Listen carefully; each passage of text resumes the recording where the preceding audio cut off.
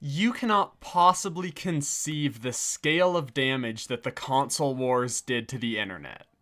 Okay guys, so I have a bit of a rant for you, and honestly I'm just gonna come out and say it.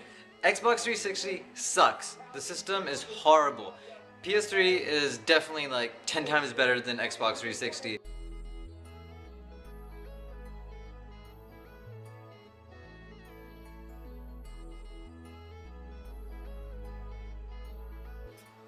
Alright.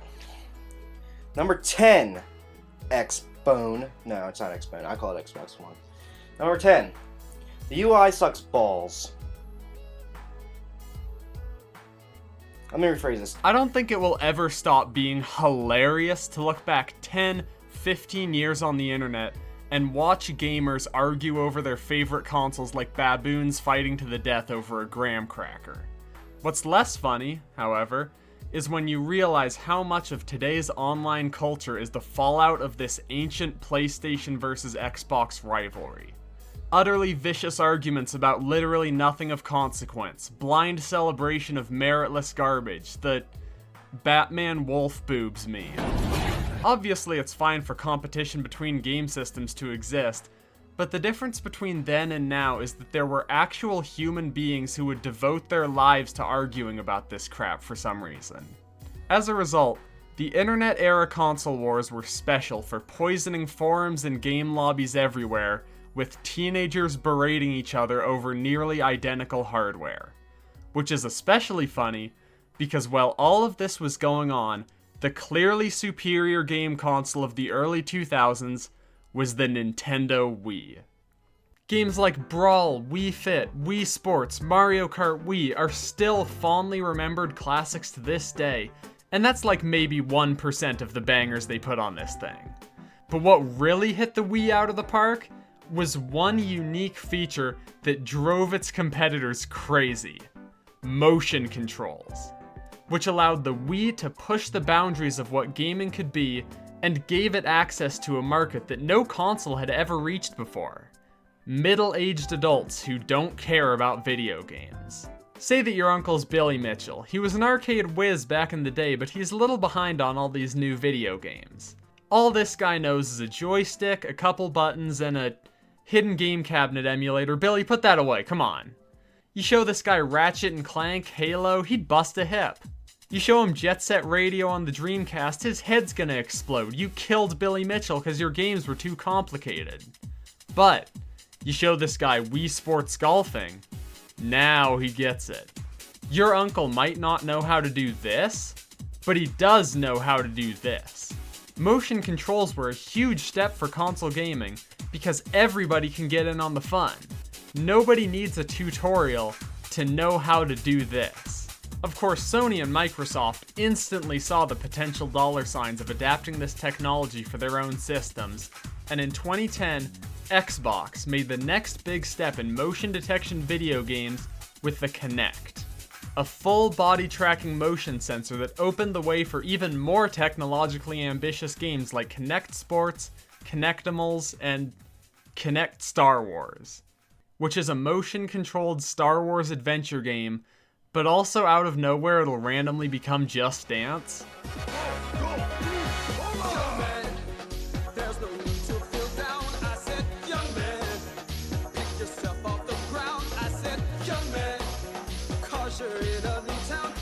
As far as I care, this is 100% canon. But what most people don't know is that PlayStation released their own take on motion controls only a few months before the Kinect.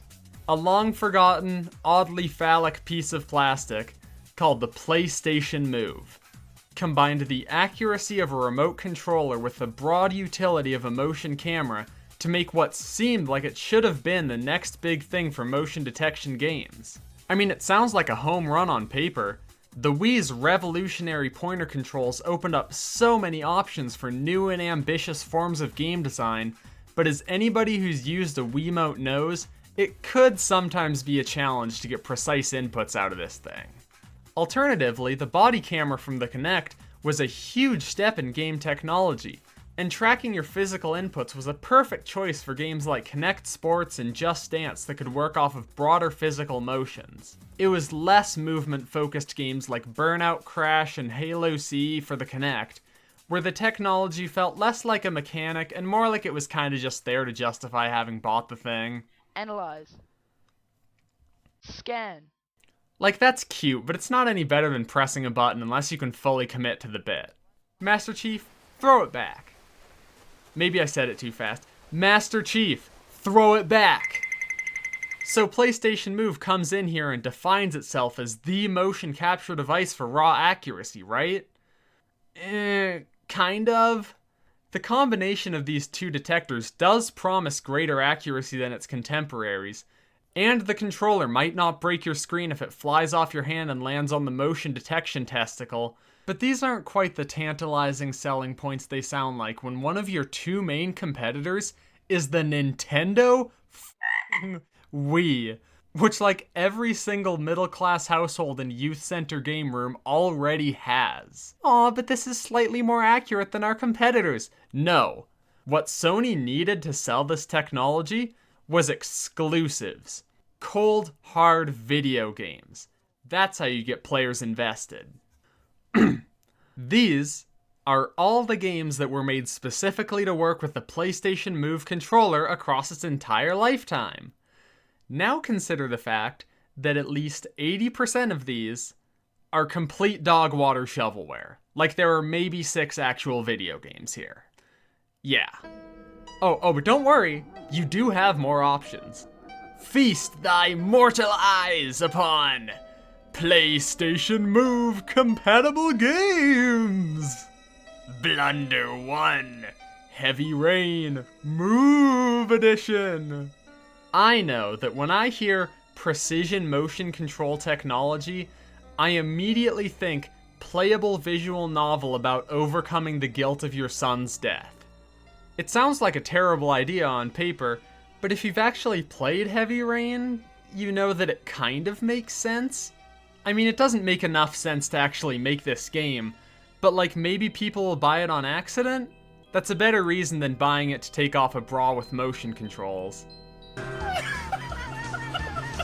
There's another one. Complete disaster number 2, Brunswick Pro Bowling. Brunswick Pro Bowling comes from Crave Entertainment, the same people who published the abysmal 2007 Wii game of the same name. Honestly, the Wii version had just no redeeming qualities whatsoever. You're doing the same bowling motion you did in Wii Sports, only in that game, it actually works. In other words, I can't just mark it 0 for Brunswick Pro Bowling. It's more like a 1, or maybe a 2. This is Crave Entertainment. We published this masterpiece. We approve this video. You approve this video? This one? Brunswick Pro Bowling is a classic example of a game made worse by its motion, not made better. This isn't real. This is a joke. A fake channel left this comment. Or did it? The channel has a bio for the Crave Entertainment game dev company. Their only video is a rickroll, but they also have an entire favorites folder that just has 10 videos reviewing games they made, but these videos are also just calling their games dog ass. This belongs in the trash!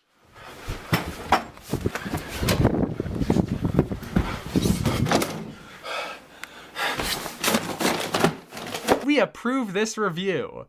This can't be real. Like, this has to be a bit. But also, what would you have to gain from doing this? There's only one other channel with this name, and it's clearly a different thing. This is the only Crave Entertainment YouTube channel. Is this real? Why would you leave comments posing as a terrible development company with 12 subscribers that nobody's heard of? Nobody would do that. It has to be real. But it makes no sense. What is this?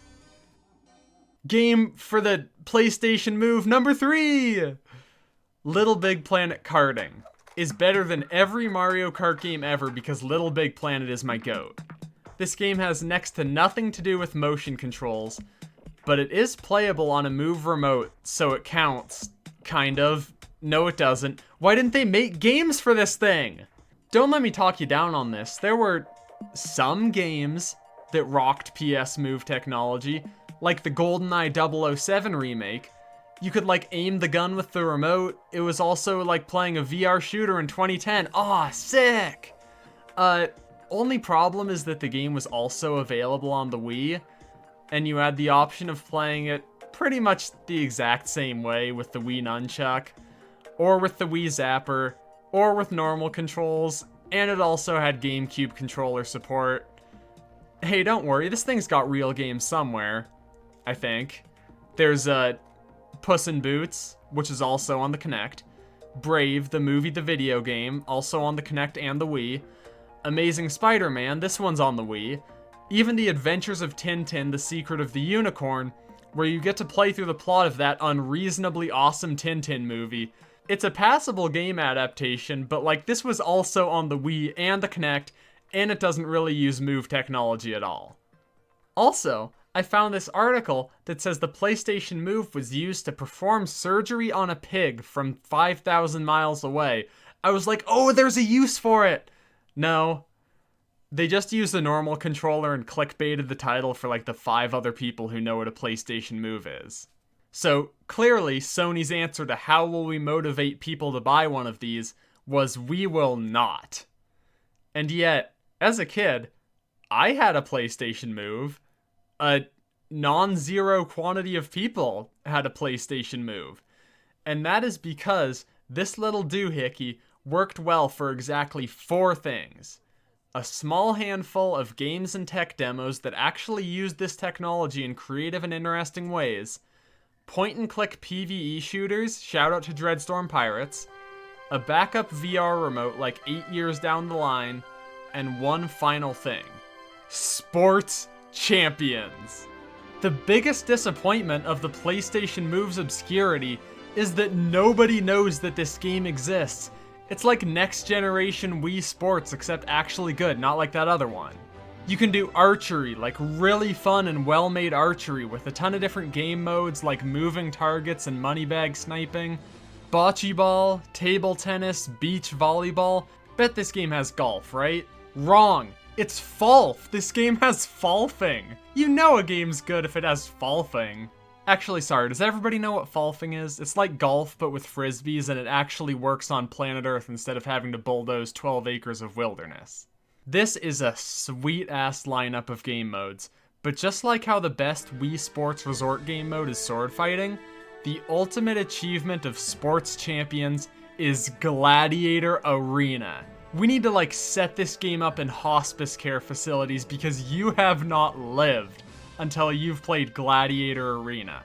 There are weapons in this game, not like little red foam swords, like weapons. You will crack your friend in the face with an effing Morning Star, and they will hit you back with a whole ass scimitar. And this game mode gets its violence points from me. It gets so many violence points from me. But what's really awesome is that it is also just extremely well made.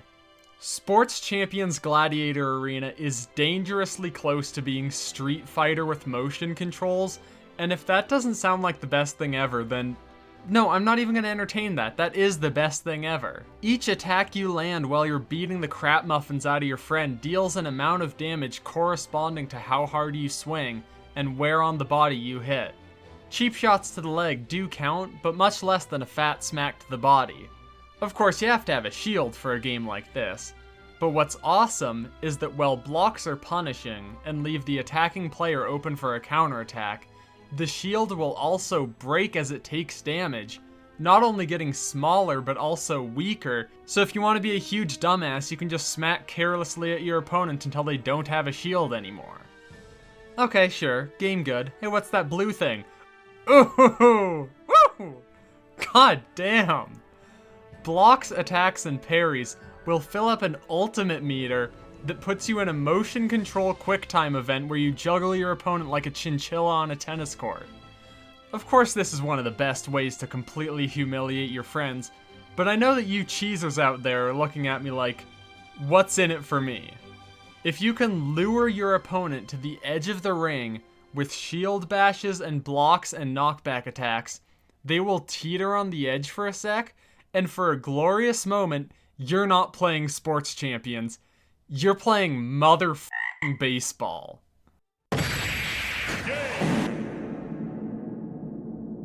I swear to gosh, you can just play this for hours with a friend and it doesn't even come close to getting boring.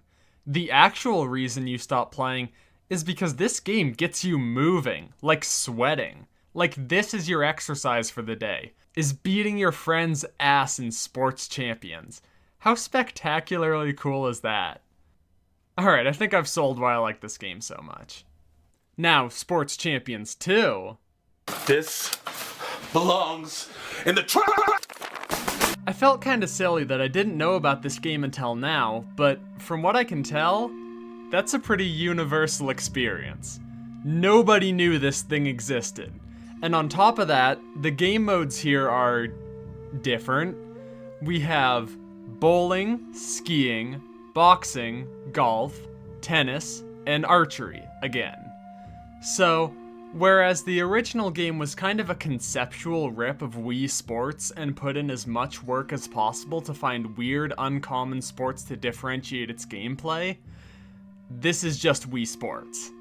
I think that really shows in the reception. This just isn't an exciting or ambitious game. It's like fine, but if the first Sports Champions was this, it would not have gotten a sequel. Like I said before, this technology is competing with the Wii, which had a really strong lifespan all the way until the Switch was released. Who's going to buy this when they already own this? It's funny how bad this game sucks, but oh my god, can we have more than one good exclusive for this thing? No, let's make the most middling, disappointing follow-up game of all time. I mean, to be fair, it's not unheard of for a game like this to get a bad sequel, Nintendo Switch Sports, but, you know, it just makes me hate how much I love this stupid controller, with its camera motion tracker and non-existent game library, and I'm just gonna say it, the fact that it's shaped like a vibrator, like it has controller vibration. This thing's probably stimulated more genitals than been used to play actual video games. The PlayStation Move is a disaster. This thing has nothing going for it, and every attempt I can make to justify its existence is apparently doomed to fail. So I'm done trying. But I still want to talk about WarioWare with motion controls. Yay, I'm popping balloons! Ah, Grolinda, you almost took my head off! Yeah, she did. Ah, I'm stuck mining this gemstone forever. This is my punishment. I should never have committed adultery with that gilf from the gas station. Look at this guy. Everyone else here is just like a poster-friendly white middle-class family member, but this one dude just has the madness in his eyes. I want an entire TV show about this guy who's in this ad for 2 seconds. Start the Party feels like the ultimate love letter to the move's potential if it ever actually got to do anything. It is a rapid-fire onslaught of movement-themed minigames that get you moving, not like sitting down, rotating a controller 45 degrees to pick up groceries, like actually moving. But it also knows how to dial it back in a bit between micro-game gauntlets, culminating excitement into larger challenges that are really fun. Like for a piece of shovelware that nobody's ever heard of, these guys really know how to combine whimsical visuals with genuine good game design. I'm already almost out of footage of this game on the internet, so I'll wrap it up, but Start the Party is just one of those games with enough fun little things going on that you can totally get your ass handed to you and still have a good time, and I love that. Even still, the game was received pretty poorly, and that's fair. It's not like it's a masterpiece or anything, but when I was a kid, I thought it was really special. It's kinda like the weird controller that I just rambled about for 18 minutes. The +1 vibrating wand, the PlayStation Move is a disaster. But I love it. But it's still a disaster, and that's why it belongs in the trash! Go!